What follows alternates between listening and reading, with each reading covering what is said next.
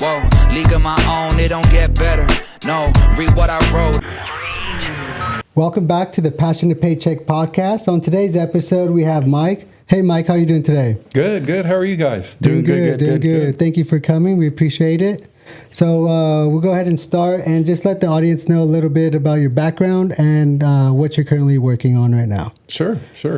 So Mike Young, I run a fourth generation family business. We're in agriculture and real estate. My great grandfather immigrated to the Cuyama Valley and then ultimately down to Bakersfield right around 1898 to be exact, is when he started his company. So we've been farming in the Central Valley for a long time. In the last 20 years, we diversified into real estate and other assets.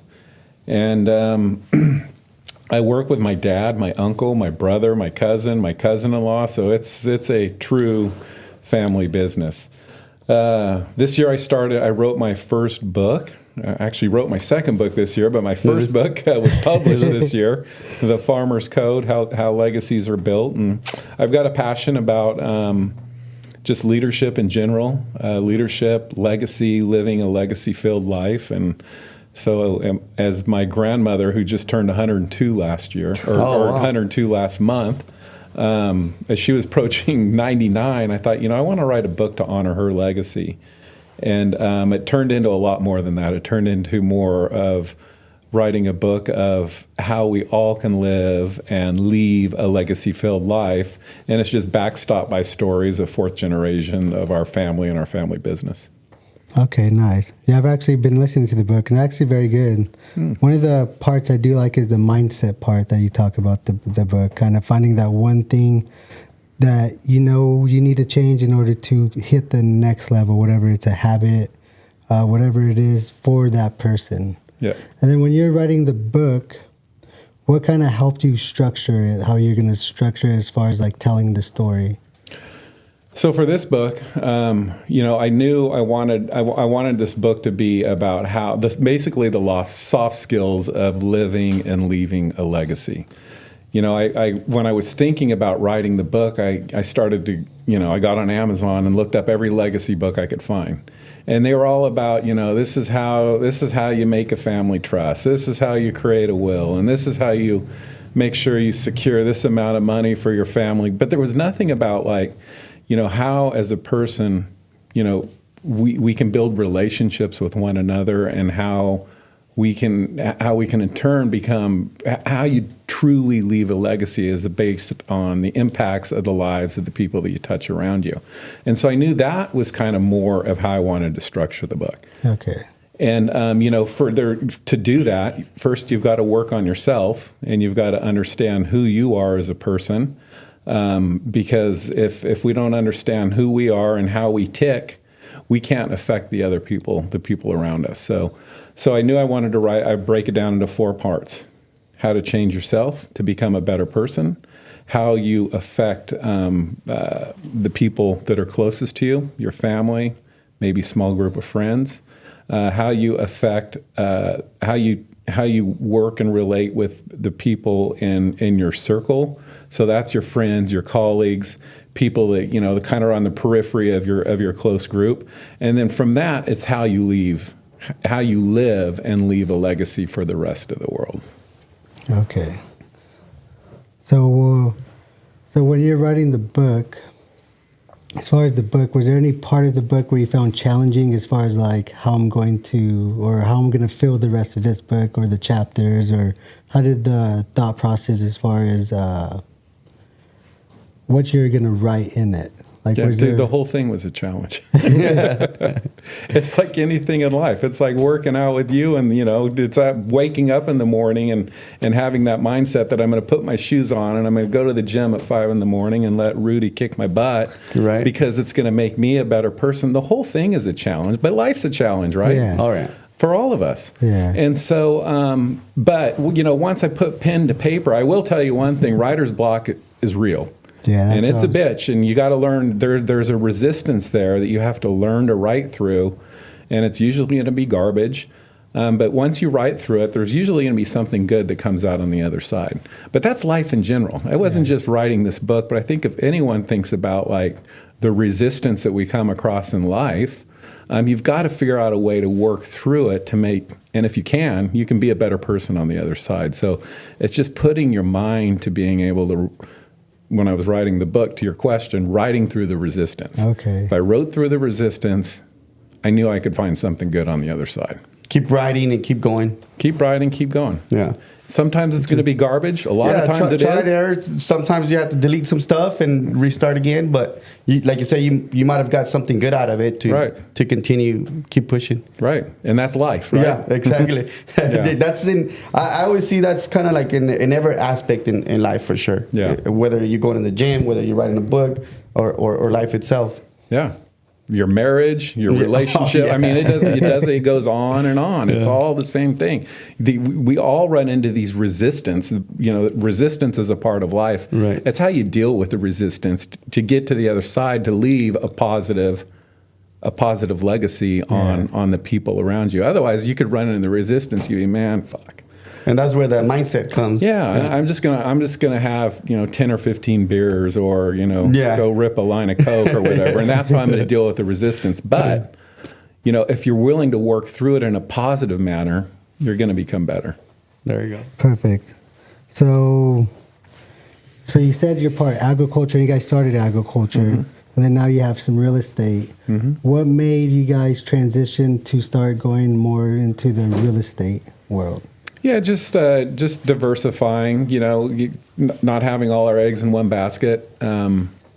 We've been around 4 generations, and we've got a lot of family shareholders, and so making sure that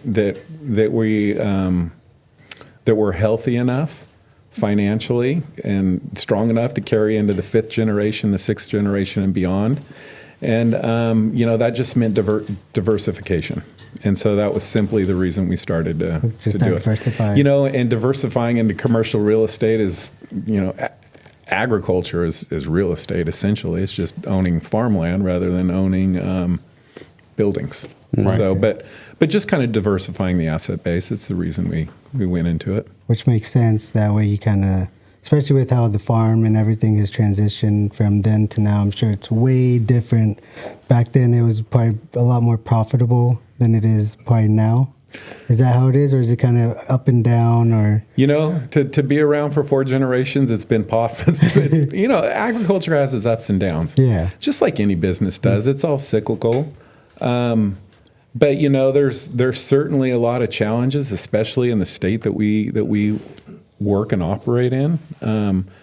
As far as state regulation and labor laws and water shortages and dealing with air and climate change and blah blah blah blah blah. I mean, the list goes on, and so it's become a lot more challenging. And so we had to sit down and just really evaluate: do we want to continue to do what we do in farming, or do we want to kind of expand and put our eggs in other baskets and do other things?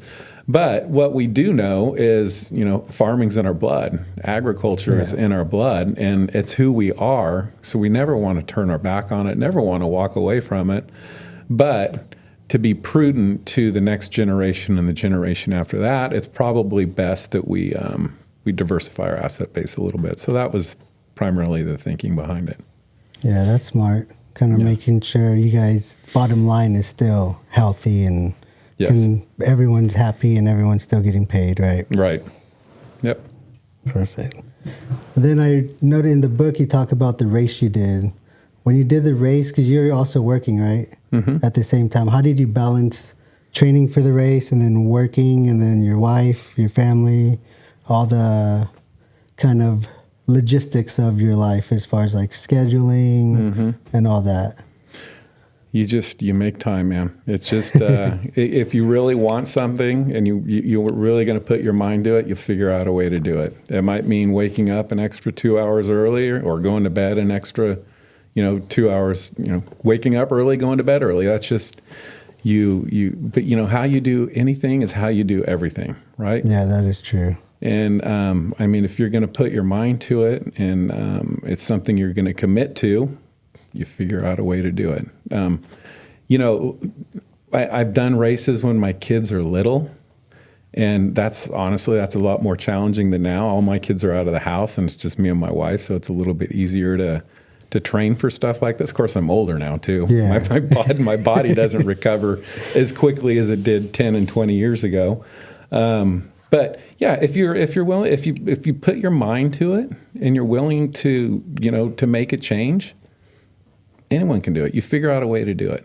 And it's not just training for an endurance race. That's anything in life. I mean, yeah, if you really want it, you're gonna go after it. You got to do what you got to do. 100%. I mean, if someone's stuck in a rut in life and they're caught in drug addictions or alcohol addictions or whatever it is, if they really want a way out, you put your mind to it and you figure out how to surround yourself with the right people that'll lift you up and carry you through it. None of this stuff you do alone. I can tell you that. Yeah. And nothing's easy. And nothing's easy. Yeah. Yeah. I mean, it's the reason I found Rudy. Yeah. I'm getting older, my body's changing, and I need someone to help me adapt so I can continue to do these stupid races that I like to do to make it easier on me, right? Yeah. And you're actually going to do another one, aren't you, in September, you said? I'm going to do another one in September. 29. Yeah. 29029. Yeah. There you go. What is does your business partner say anything when you go off to these races, or they kind of support you, or they're kind of... Yeah, no, they support. Yeah. That's the great thing about our family business, and I think it's the reason we've been successful for 4 generations.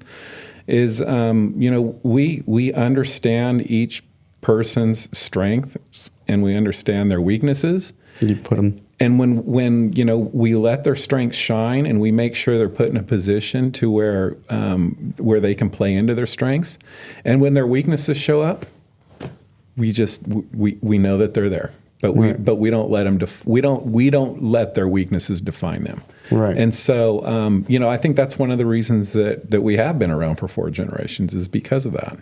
Being able to talk through criticism and feedback and no one taking things personal, because sometimes when you work with family, you can take things personal from your business into the personal life. Mm-hmm. So if there is something in business that happens, is there systems you guys have to kind of not let it go too far into the personal life as far as like affecting the family? I wouldn't say there's anything hard and fast. I think most importantly is, we all love one another.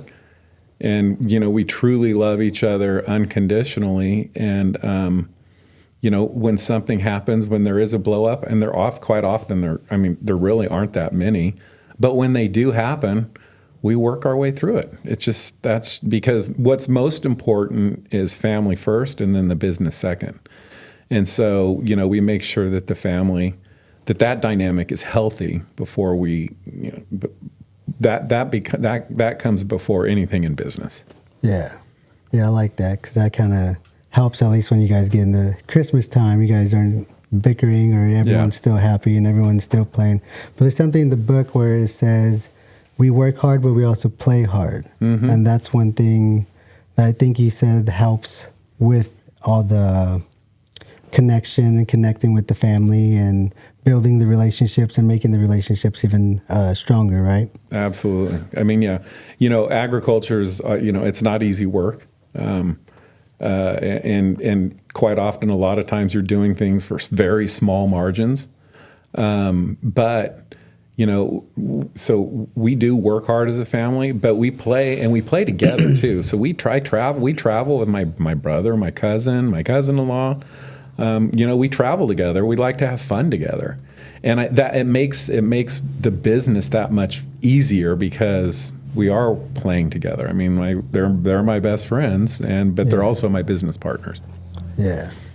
So, because I know there's one time where you almost didn't become the farmer, right? That's right. There's a moment in college where you don't like to get dirty. We've talked about that. Yeah. The farmer that doesn't like to get dirty, right? Oxymoron. Yeah. So was it your grandpa did he come to you once, or was it like multiple times he came to you and was like, "Hey"? No, it was just one time. It was one specific time. He'd just been diagnosed with pancreatic cancer, and if you know anything about pancreatic cancer, it's a pretty quick death sentence. Yeah, it's no joke. And I was between college and what was going to be my first job, which was going to be in Washington, D.C. I was thinking about going to work on Capitol Hill. And he came to me when I was working. I was out on a tractor, and he came out and he stopped me one day, and he said, "Hey, hop in the car. Let's drive into Bakersfield. We're gonna have lunch with Grandma." And my grandfather was one of my heroes growing up. And knowing the diagnosis that he had, any opportunity I had to be with Grandpa one-on-one, I was going to take it. Let's go. And so I hopped off the tractor, got in his truck, and we headed into Bakersfield. And I'll never forget, it's still clear as day today. We were driving down 7 Standard Road. I think about it every time I drive by the same spot. And he's driving, and we're just talking, and all of a sudden he slows down and he pulls over the side of the road, and I'm like, what's going on? I'm like, cancer go to the brain already? What's going on, Grandpa? And he said, I think you should stay here and work with your dad and uncle. They could really benefit from you being here. And he said, I think you should marry that girl. It's my wife now, but at the time I was just dating her. And we graduated, and she was in L.A. and I was here, and she was kind of wondering what the heck I was going to do too. And when your heroes ask you to do something, you do it. You do it. So I did. Yeah. There you go. And I'm sure you don't regret that moment. No, not at all. Not at all. I mean, family's the most important thing to me. And that's always been something since you've been growing up, kind of engulfed in the family. Yep. Yeah. Yep. Perfect. And then as far as the past generations, what are some of the lessons that you've learned from them that's contributed to helping you run the business, but also help you in your personal life? That's a good question. My dad says it all the time, and he's 100% true. He says the cheapest education I ever got, you ever got, my kids will ever get, was in college. Because the lessons you learn when you're in business, the lessons you learn in life, they're hard and they're expensive. Mm-hmm. Yeah. Not just money-wise, but also, emotionally, time, everything about it. So, that's the one thing that I just always keep in mind is like, there's always a lesson to be learned in everything you do. And so, be mindful of that and learn from it, because that's how you grow. And growth, when you grow, that's when you become better and so on. So, back to your question is, that would be it, is just knowing, is being willing to be open to learning even when it's hard. Yeah. And that helps in business, that helps in life, that helps, with everything. Helps when you're hiking a mountain, trying to reach 29,029. It helps when your wife is grinding on you at home. Yep.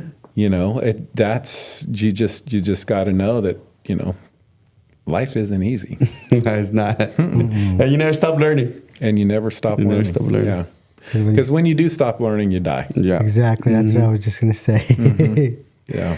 And for the race, because there's another part in the book where you talk about you started the race, and then in your mind you're like, I'm too big. I can't finish this. I can't do this. Yeah. But then you said your coaches and everyone. Was it your coaches, or was it something in your head that helped you switch it instead?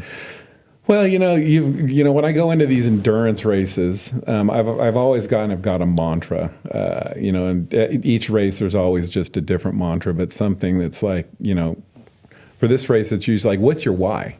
And why am I doing this race? And you've got to constantly remind yourself, especially when you get into 28 hours of no sleeping and walking up a hill, 4,000 foot elevation gain, over and over again. And tired. You're tired, your legs are exhausted, your mind starts playing tricks on you. And when it gets super hard, you just got to remind yourself of your why. Why am I doing this? Why did I want to get it? Why did I want to hike 29,029 feet in under 36 hours. Why am I doing this? When business gets hard, when almonds are the shits and you're not making any money, you're like, why am I doing this? I'm doing this for my family. I'm doing this for the 3 generations that were ahead of me that passed the baton to me. That's why I'm doing it. Why am I hiking this mountain? Because I like the challenge. Physically, it changes my body. Physically, it changes, my mind Mindset. changes when I do this. That's why. So you got to constantly remember, what's your why? What's your why? Why am I doing it? Yeah, if there's no why, you quit. You quit. That's when you throw in the towel. Exactly. Yeah. And so that's got to be your mantra. Like when I'm training all the time, it's how you do anything is how you do everything. Yeah. If you train half-ass, you're probably going to walk through life half-ass. Yeah. If you train hard and train with a goal in mind, you're gonna reach 29,029. You're gonna accomplish. You're gonna buy that business or sell that business, or you're gonna walk through a tough time in your relationship. It's how you do anything is how you do everything. Yep. And has that always been something since you were a teen, high school, or when did that kind of mindset start? Yeah, that mindset probably. I've always been a pretty determined kid growing up. I've always been a little bit too competitive and like to win. And when you like to win, you got to figure out how to do it. And there was times in my life, you can figure out ways to cut corners and win. Yeah. But it wasn't probably till I got into my later 20s, early 30s that I really learned, like, am I living authentically to myself?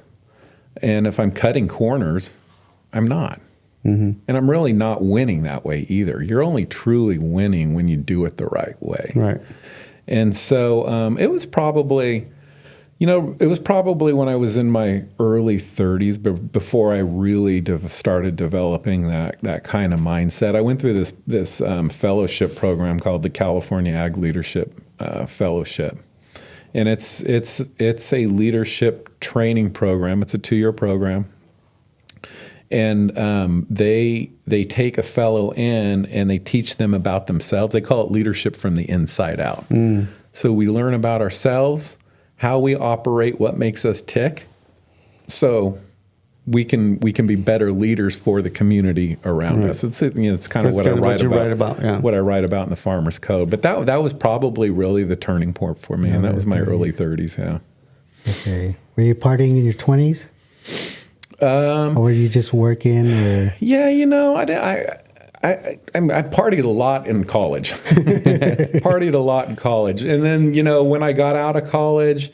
And I came back to the ranch. I wasn't, I didn't really want to come back, as you know, but I came back, and then I got married, and we had a kid, and I was just kind of stuck. I blew up to like 275 pounds, and I was drinking a lot, and that was kind of just, it was a time of my life when I was lost. And that's when I had to decide, am I going to change my ways? And am I going to be better so I can be a leader for my family? Or am I just going to freaking go down the spiral toilet and wash away? And what was that moment where you found yourself? I mean, it was in the drunk tank after partying too much and getting a DUI. It happens.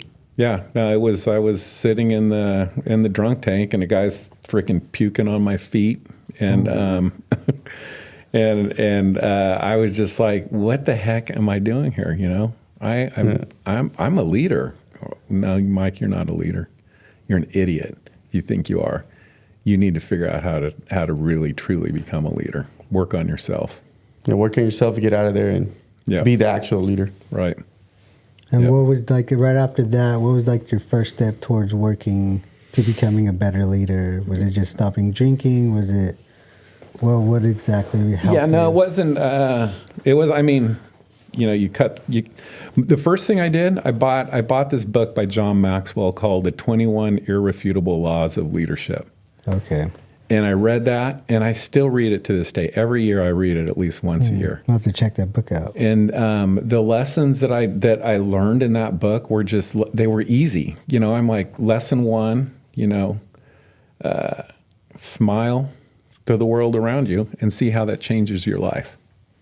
All right, I can try that. So today I'm going to walk out the door. I'm going to just smile. Yeah. Let's smile at everyone. See what that does. See how that changes, how that influences the people around me. And stuff started working. I was like, holy crap, this isn't that easy. Let's do lesson 2. Let's do lesson 3. And you just adapt those to my life every day. And I realized this isn't that hard. I just have to stick to it. I have to be resilient about it. You can't get lazy. Right. And that was probably honestly the one thing, you know. And once I read that book, then I had like this thirst. I wanted to really learn more about myself, and that led me to the ag leadership, and it led me to, you know, I'm a prolific reader now. I probably, you know, read 50 or 60 books a year. A lot of them self-development books. So yeah. And you say you read that book once a year? I read the 21 Irrefutable Laws of Leadership. Is that every just year. to remind you of all the laws each time and kind of remind you, okay, this year, we got to keep doing what I've been doing for the last 10, 20 years of having this book in my life? Just a good reminder. It's like the Bible, you know? It's a good reminder. Perfect. Then as far as like when you come in business, when there's like failures or something where you try something and it doesn't work out, how do you guys work through that kind of failure? Or do you see it more as a lesson of we don't do this no more? Yeah, no, you when you fail, you learn. You learn from it, but you don't let it. You don't dwell on it. You don't let it bog you down. You're just like, all right, lesson learned.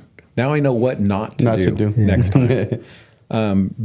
Because it's easy to dwell on it, because you know that's always the easy route, is to go negative, right? But if you really just like think about, you know, what were the lessons that we can learn here? Why did you know, what would we do differently? And let's apply that to whatever we do next, because we're always going to be doing something next. So yeah. Always moving towards. And that's honestly you know, that's one of the things I learned from my grandfather. I learned from my dad, my uncle. That's something that's definitely been passed down through generation to generation. Is, hey, you're gonna fuck up somewhere. You're gonna fail. You're gonna lose, but don't dwell on it. Learn from the lesson from the past, and then apply that lesson to whatever you do next. There you go. Yeah. Yeah, I like that. Yeah, your dad's a funny guy. I learned from him too when I trained him. Yeah. He's I can see a lot of his lessons, how you took it from him, and kind of how you say, because I asked him if he reads all the words. He's every single word. Yeah. Because sometimes you can't miss the context. Yeah. Yeah. Perfect. And then because I know you did the triathlon. Yeah, I did an Ironman. Yeah, or the Ironman. What made you do that one? Because that's a lot different than the 29.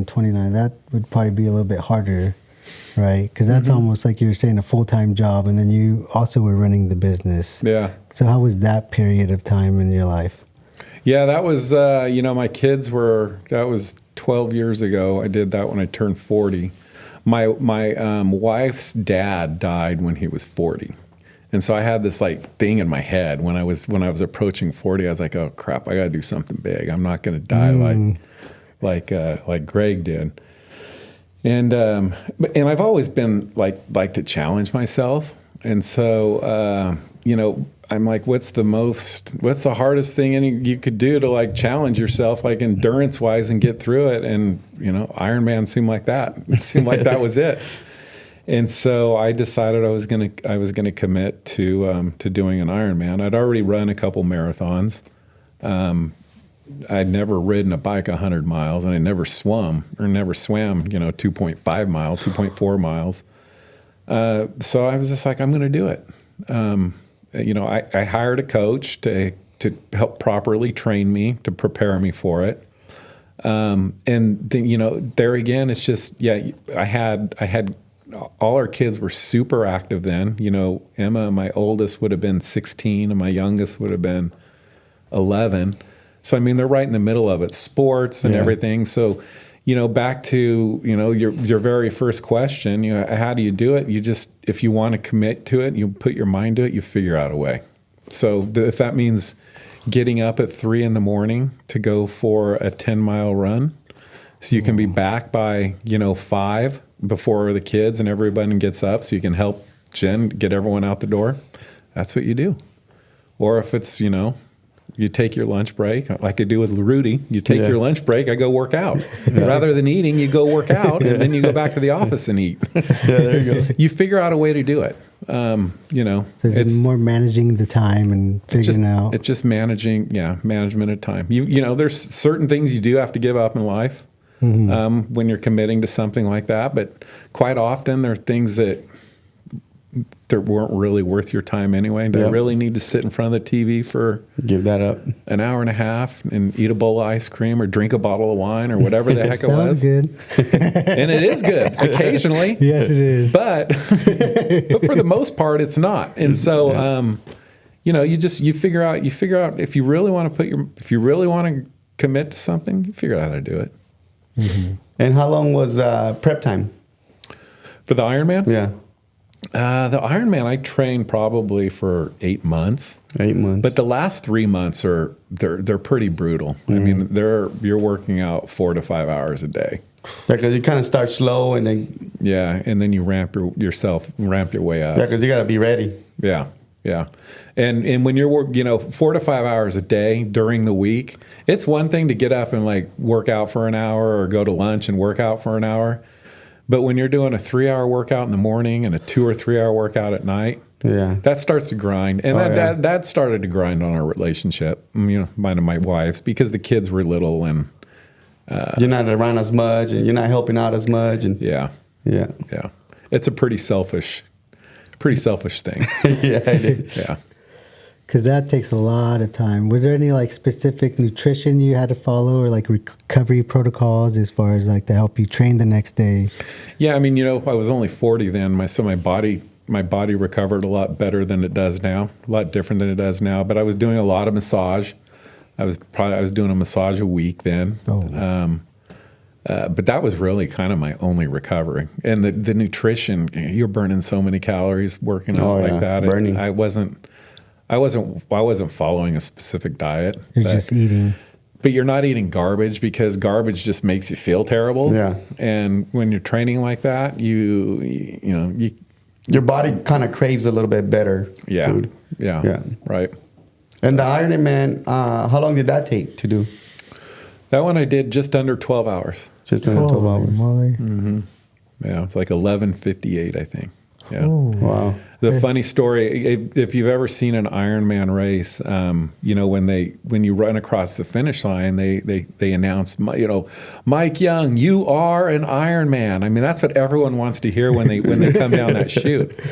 So I was there at the marathon, which is the last part of the Ironman. For the last 10 miles, I was running with this gal, and, you know, didn't know who she was from the Man on the Moon. But, you know, we were chatting about life and her kids and my kids and our families. And we get to the chute, and I said, you go first, and then I'll come behind, you know, so they can announce her name, and then there's plenty of time for her to announce my name. Well, she runs through the chute, and she's the state senator for the state of Arizona. Oh, wow. Shoot. I'm like, how did I not know that? And they're like, you know, Senator blah blah, you are an Ironman, and like the media comes in and converges on her, and then I got lost in the shuffle. They never even announced, Mike, you are an Ironman. I was so pissed. You have to redo it now. You have to do it all over again. That's you always get the question, what's one thing that's about you that no one else has done? I'm like, well, I'm the Ironman that's never been called an Ironman. Wow.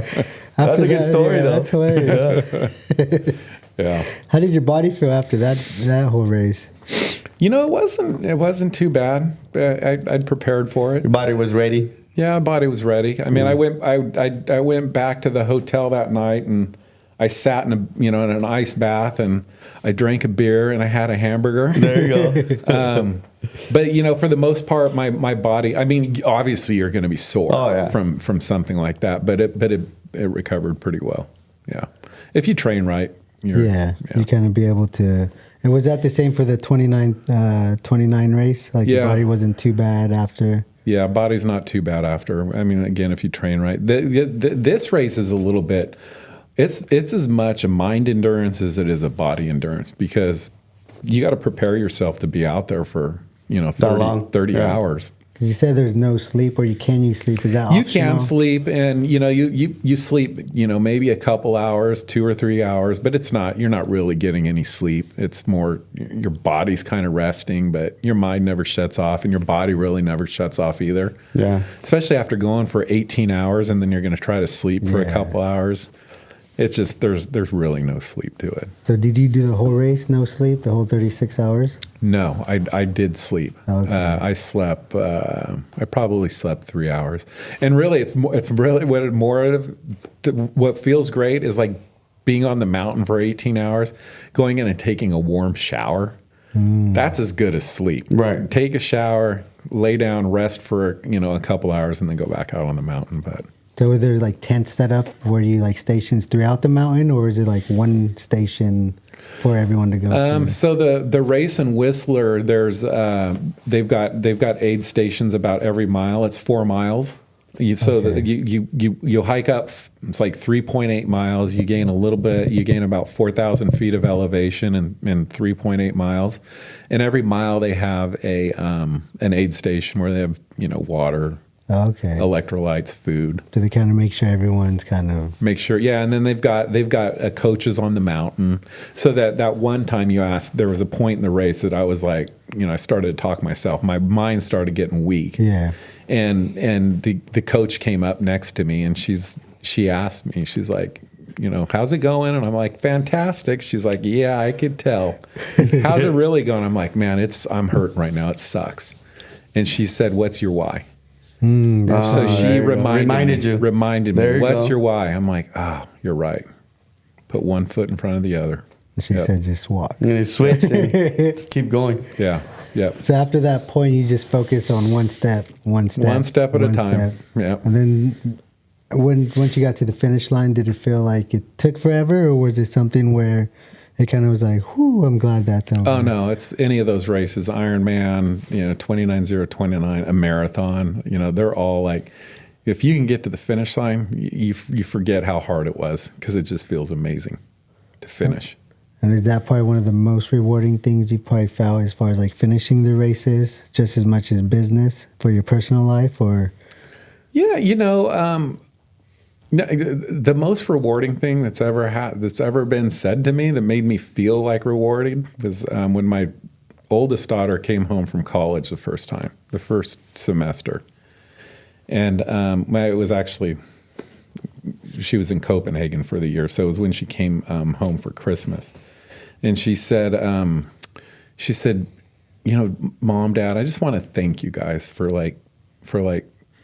raising me the way you did, and for like loving each other, because now that I'm out in the world, I see how many of my friends came from broken families, dysfunctional families, and I never knew any different. And so I just want to thank you for being great parents. Wow. That was the most rewarding thing that's ever. I bet that felt amazing. That felt amazing. Did that give you like goosebumps when she told you that? Absolutely, 100%. Yeah. Ooh. Most rewarding thing ever. Crossing a finish line is rewarding, but that was the most rewarding thing ever. Yeah. Because that's your daughter. That's your firstborn, right? My firstborn, yeah.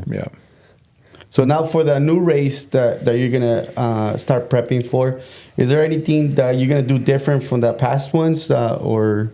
I got Rudy on board this time, so I'm sure that's going to be something a little bit different, but as far as like mindset, no, my mind is, my mindset will be the same going into it. Ready. The last, I haven't done the race. I did the race 2 years ago, I guess. I blew out my Achilles 2 years ago. So 3 years ago I did the race. So I haven't really done anything for 2 years. For a year I was basically in a cast.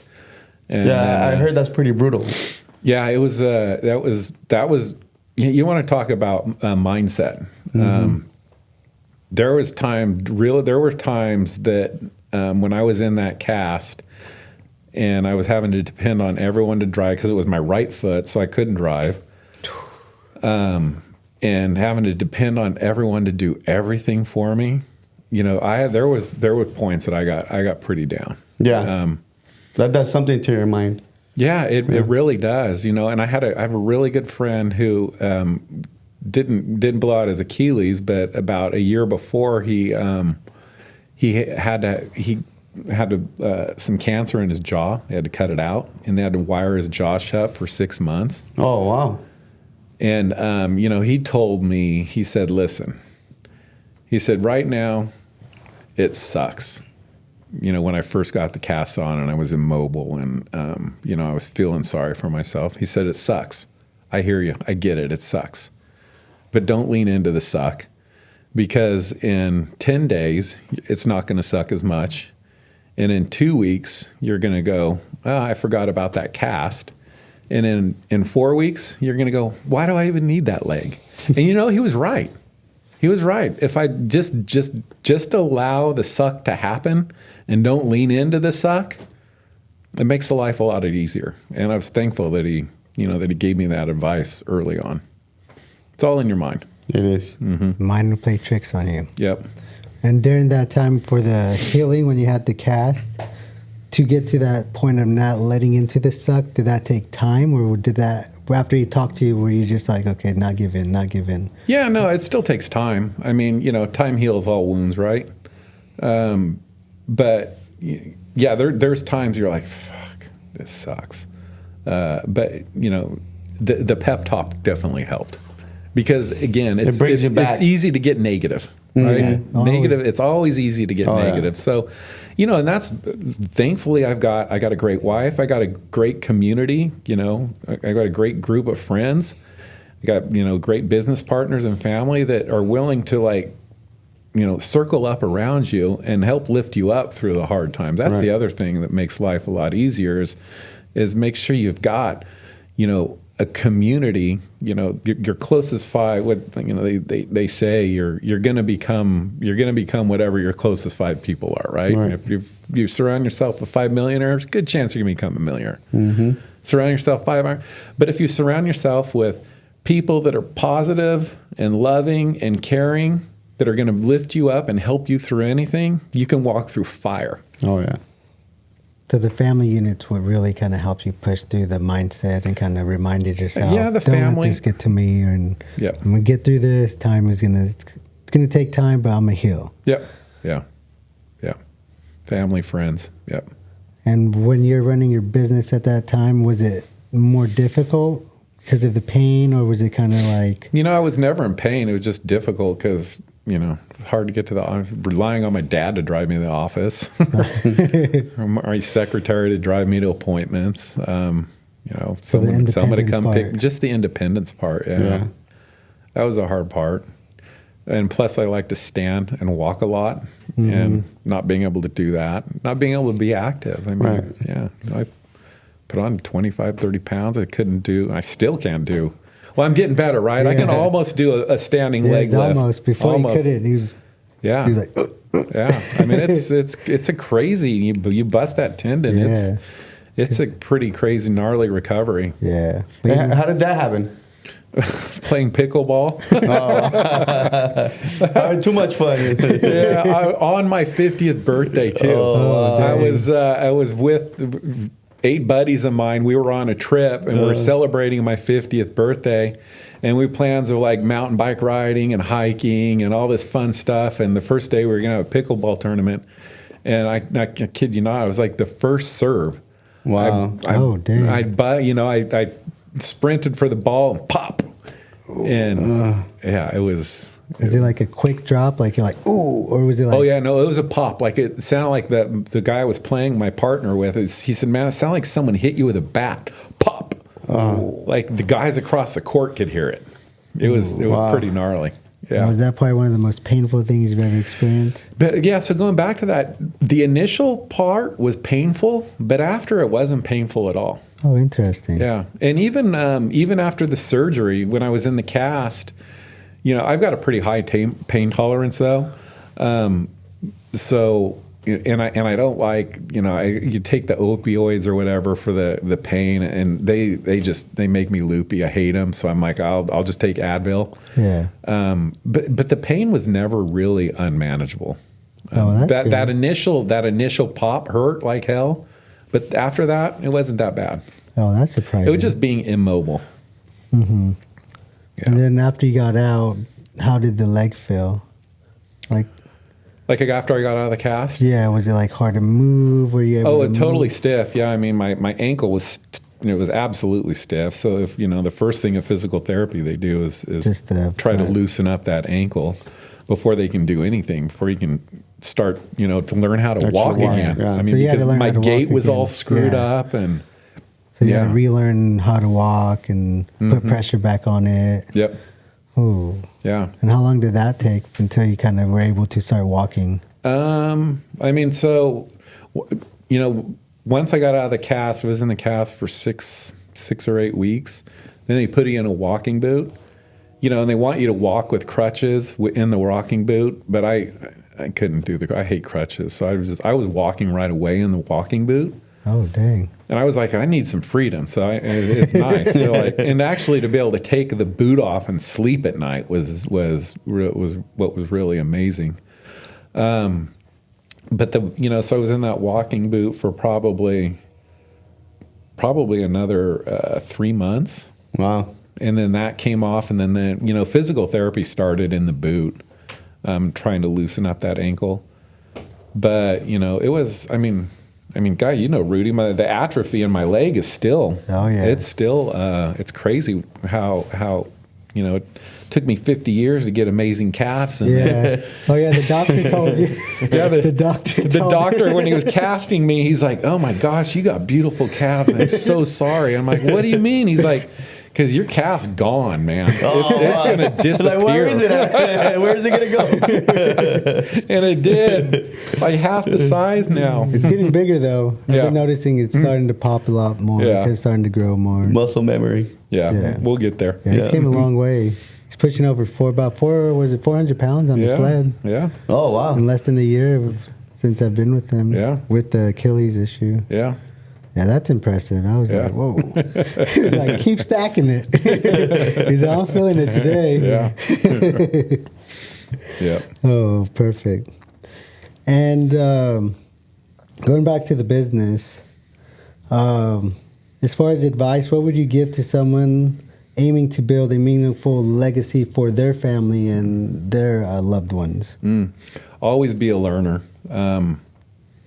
There's an opportunity to learn every single day. Look for opportunities to learn and be willing to learn. Because it doesn't matter what business it is, doesn't matter what relationship you're in, doesn't matter what circle of friends you're in. If you're willing to be a learner and you're willing to love and forgive as well, you'll be successful at whatever it is, whatever you put your mind to. Be willing to learn, love, and forgive. Okay. The 3 rules. Yeah. Yeah. And then you said, as far as your kids, have they showed any interest in taking over or kind of coming back after college?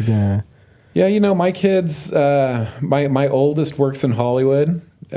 She loves that, and that's she's super creative. It's something she's always wanted to do, is be in movies or produce movies, and she's kind of going down that path, and she loves it. So probably not.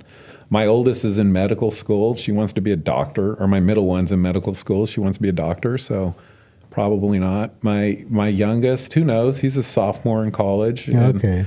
I encourage them to make their own way, figure out what they want to do, what they like, and then do it. If this is it, then this is it. But yeah, definitely don't not forcing or pushing anything them. on anybody. Yeah, we want everyone to anyone in the next in G5, Generation 5, the next group of kids. So my kids and my nieces and nephews. It's like do something. What I want, my ultimate fantasy and my ultimate dream for this next generation is they all do their own thing.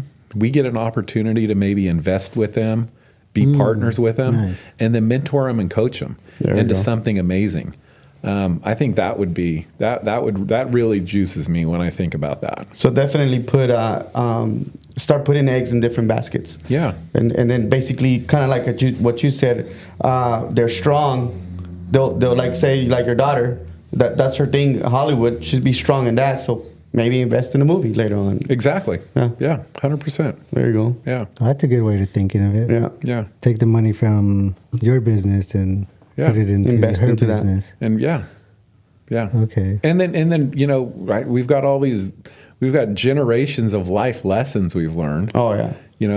In business and in life, Figure and out then that be able to coach them and mentor them through whatever business they want to build on themselves or in life. I think that would be amazing. Because would you say the lessons from one business can be thrown into another business? Doesn't matter what industry, you would say? Doesn't matter what it is. Yeah. Same. Whether you're selling oranges. Or rebuilding cars Yeah. or training bodies. It's it's all concept. relationships. It's how you treat people, how you treat your customers, how you treat your employees. Right. It's all it's life is a relationship. Right. Yeah. And so business really is just a relationship business. Yeah. Doesn't matter what trinket you're selling or what widget you're building. If you treat your employees good, you treat your clients well, your business is going to be successful. Oh yeah. Doesn't mean it's going to be easy. Doesn't mean there's going to be ups and downs. But ultimately, it's going to be successful. Oh yeah. In the long-term kind of aspect of things. Yeah. And then as far as risk taking for your business, how do you guys analyze that? Like if you're going to go and try here, because how you guys ventured into real estate, because that's obviously a risk going into commercial or different states or different park counties or whatever you go into. Is there systems you guys kind of go through as far as, okay, risk, reward, kind of side by side or? Yeah, I mean, listen, farming, agriculture in general, doesn't matter what kind of agriculture you're in, there's probably no bigger risk out there. You plant a seed and you hope it grows into something that you can feed your family and your employees with. So there's really no bigger risk. I mean, my dad always says, I hate going to Vegas because I gamble every day when we drive out to the farm. Yeah. So that's a why good go why go to Vegas and gamble? This is what we do for a living.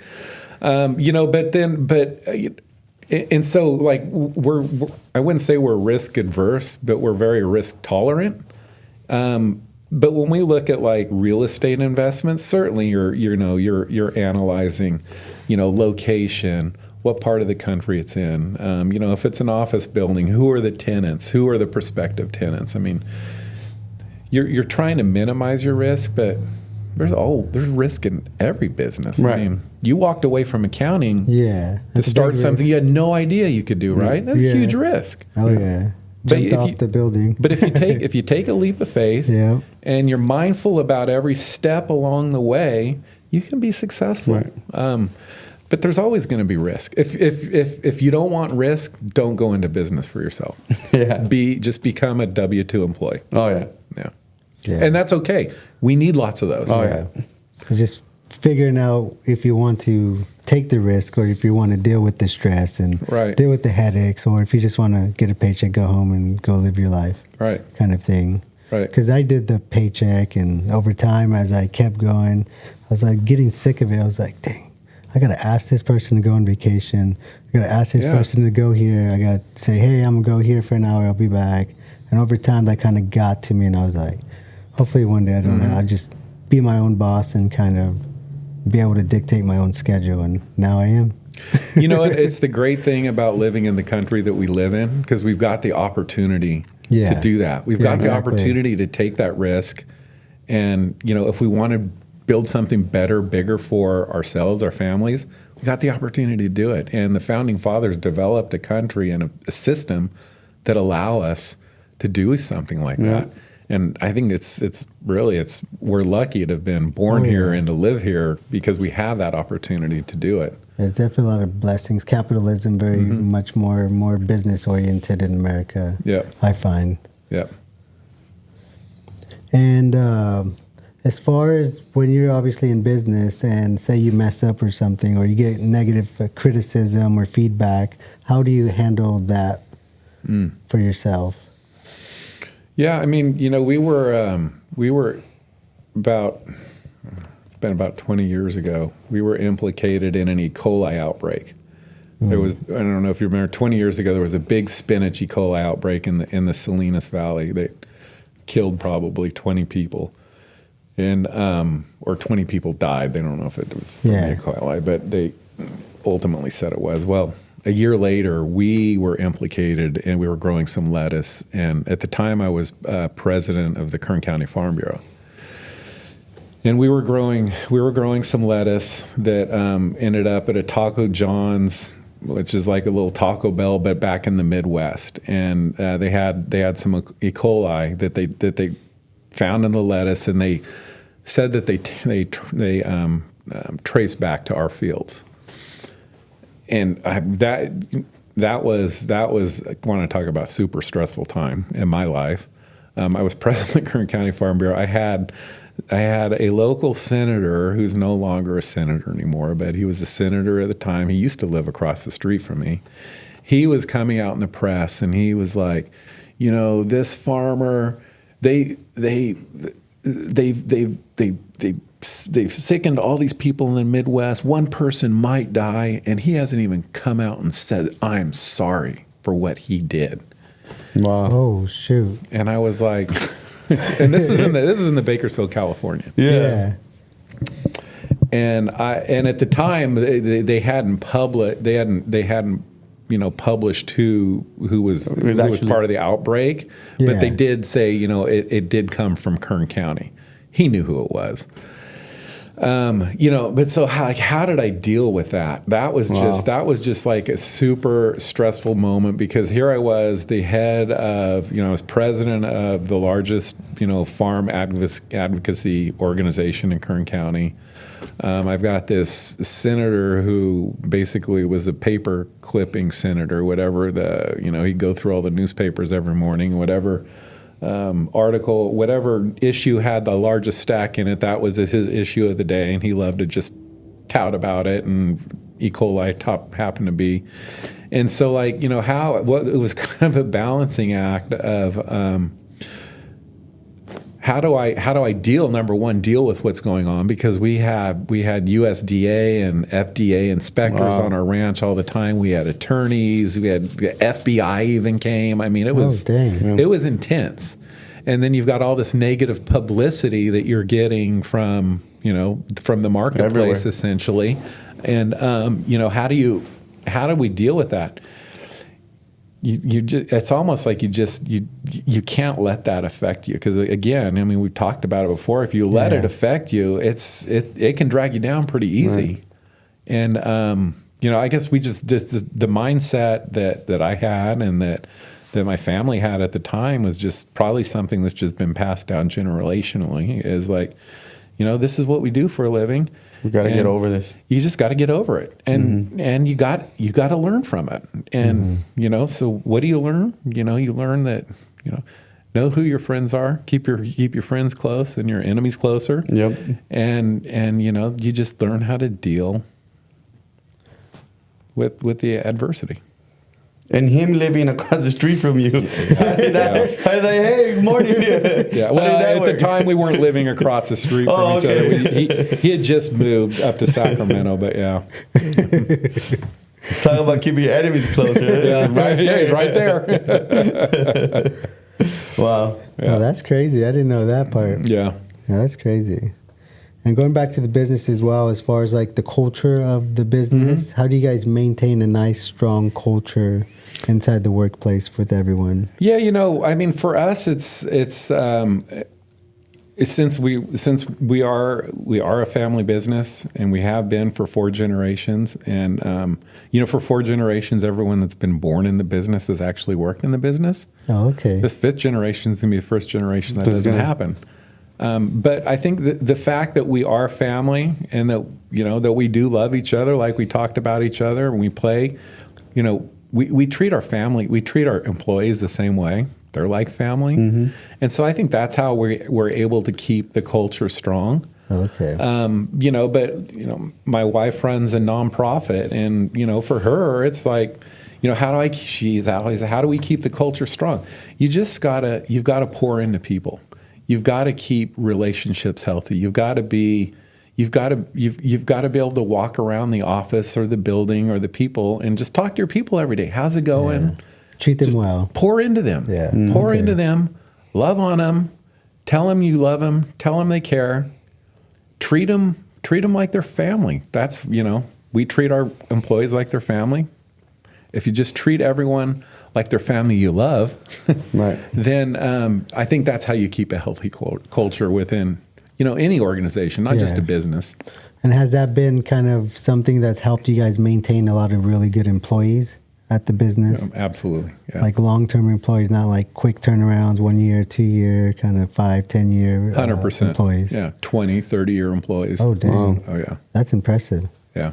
That doesn't come around, especially nowadays. It's hard to find quality work, even now, as far as how everything's being ran nowadays. Yeah. I mean, we've had employees that, should retire, but they don't want to retire. That says something about the culture. Yeah. It says that they really enjoy being around you guys and they enjoy the environment. So whatever you're doing is working. Yeah. So yeah. just keep on doing it. going. Perfect.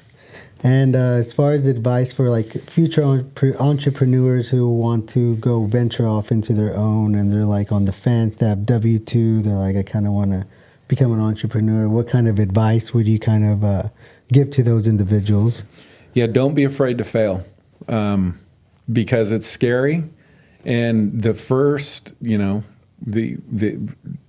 first thought, if your first thought is, man, I am afraid to fail, I can't do it, then you're probably not going to do it. But you've got to be able to wear like this Superman cape that says, I'm going to make it happen. I'm going to make it happen. It's going to work. It's going to work, and I'm going to make it happen. Because if you got that attitude, because you are going to fail. Oh, yeah. Everyone stumbles. Always. Everyone stumbles at some point in their life.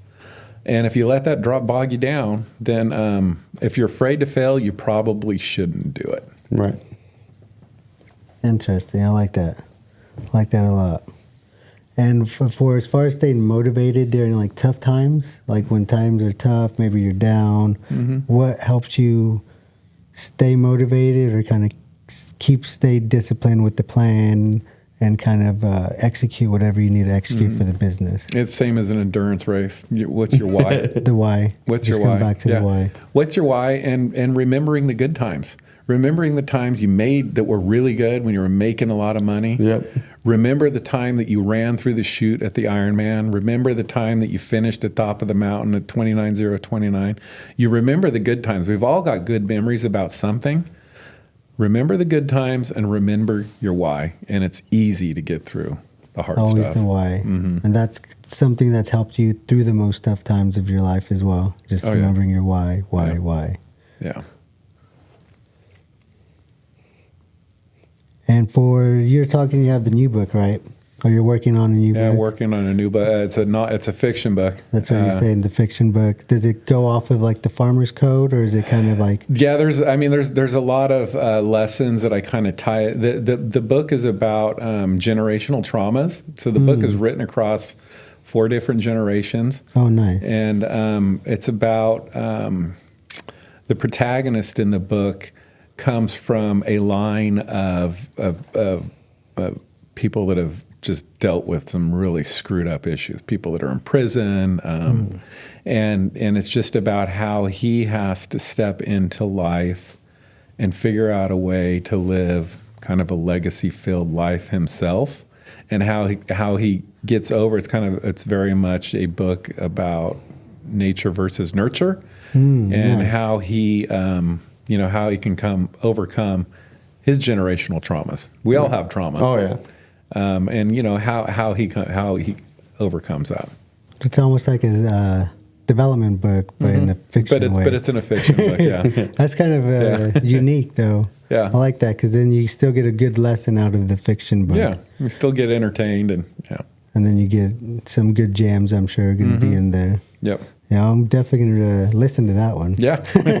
When is that one coming out? I just finished writing it. Just finished the revision process. Oh, okay. So the process now that I've finished revising it, it'll go. I'll have some pre-readers read it and just give some feedback, and I'll probably do another round of revisions, and then I will shop it to agents and then hopefully get picked up by an agent that could take it to one of the big publishing houses. There you go. Yeah. So hopefully in a year, Oh, that nice. we'll see it on the shelves somewhere. Oh, nice. That'll definitely, that year will go, whoop. Yeah. Like this one. Always does, right? Yeah, this year we're like, woo. I'm like, dang, it's already December, about to be January again. Yeah. Crazy. It really is. As you've gotten older, do you feel like time just keeps going faster and faster and faster each year? Oh, it's insane. Like the concept of a time, time is the only thing that is undefeated in this world. Only thing. Death, taxes, time is the only thing that's undefeated. And when my oldest daughter, who's now 26, who works in Hollywood, when she was in 7th grade, my wife and I looked at each other. We're like, holy crap. We've only got 6 summers left with her before she goes to college. And once they go to college, they kind of are on their own. Yeah. They get jobs. And we're like, 6 summers. Just think about that. 6. It's all we have left. So we've got such a short amount of time to do so many things, to show them the world, just to kind of do the, or if you think like, if you think like you've got a 70-year-old parent, and the average age, the average life expectancy these days is what, 75, 78. You've got a 78-year-old parent who doesn't live in the same city you do. I'm lucky my dad I work with my dad, and he lives 2 doors down from me, so I see him all the time. But for others who don't, and you might see your parents once a year and they're 72 years old, you might only have 4 more times you ever see them, right? So this concept of time is like, it's super important to me. And it really hit me, 10 years ago. I was like, man, time. And so, yes, to answer your question, time goes super fast. I didn't realize how fast it goes until obviously the older you get. Yeah. But like my grandmother, who's at 102 now. Oh yeah, Gigi. Yeah, she, for her, sometimes she says, "Man, time is so slow. What am I doing here?" But for her, even like, you can imagine what she's seen since 1922. All the changes and everything. Yeah, just the technology. Yeah. Here's this funny story from her. I asked her when I was interviewing her for this book. I said, Grandma, you were born before the jet engine. Like you saw airplanes come, you saw jet travel come, you saw the television, the microwave, the cell phone. Dang. Like what is like the most amazing invention you've seen like since you were born? And she said, guess. Well, you guess. What do you think she said? I don't know. Refrigerator. The zipper. The zipper. She said it was such a nightmare when you button everything. No, it's so much easier. Or Velcro that would fall apart. She said when the zipper was invented, like to be able to dress your mom and your uncle was amazing. The zipper was the best invention that ever happened in her lifetime. Wow. Not the iPhone. Not the iPhone. Not the color TV. Not the zipper. laptops, the PC, internet. Yeah, the zipper. Talking about Gigi, what's like one of your favorite stories of that you remember about her? Oh, I got so many great memories of, both my grandparents growing up. But one of my favorite stories, I know I wrote about it in this book, was so my grandmother grew up with 4 brothers. She was the youngest of 4 brothers. And they were all big dudes. they were all bigger than me. They were all 6'5", 6'6". Oh, they were big guys, boys. big boys. And, so she was scrappy growing up. She had to fight with them, and she was strong as an ox, and she always wanted to arm wrestle us when we were kids. And I'm not kidding you. She could beat us in arm wrestling, and probably till I was maybe a sophomore in high school. Wow. That's crazy. She loved to arm wrestle. Like, come on. Oh yeah, yeah. So was she like, you guys come over, she's like, ready to arm wrestle? She's like, oh yeah, let's see how strong you're getting. Want to make See sure if you're ready. And then when you beat her for the first time, well, what did she say? Oh gosh, I don't even remember. I'm sure she laughed it off. I don't remember. That's funny. I wish I actually had that memory. Yeah, because funny you say that in the book. I was like, oh, dang, she freaking was arm wrestling until they're in like sophomore. Because you guys were obviously not small boys growing up. No. Because how big were you? About like 6 feet by that time? Oh yeah, in high school, About easily. 6 feet, sophomore. Yeah. So she was just, and how tall is she? Oh, she's a little thing, 5'4", 5'5". Oh, Oh, wow. that really puts it more in perspective as far as her strength. Yeah. Yeah, that's impressive. Well, I'm sure it's why she's lived to 102 too. Yeah. And still walking and. Does she just stay moving? Does she That's work impressive. out? Does she? I mean, she moves a lot. Yeah. She just And not walks. as much anymore, obviously, but yeah. Still active. Yeah. Yeah, because that's impressive. To I live, think that's the especially- key to stay active. Yep. She'll say stay active and a glass of wine every night. Yeah. That's funny. Yeah. So we'll go ahead and start wrapping up the podcast. And if you can give one piece of your favorite advice for people, whether it's related to business, life, or anything, what would that one piece of advice be? Yeah, when you walk through life, don't walk through life filled with judgment, because you never know what's going on with the person that's sitting across the table from you. It's easy to like, someone cuts you off on the freeway to get pissed off, but you don't know what they're going through, what their story is. So, just try to walk through life with an open mind and a life that's non-judgmental. I like that. That's a good piece of advice. Yeah. I really like that one. Yeah. Well, thank you guys for tuning in to the podcast, and we'll catch you guys on the next episode. What's your story?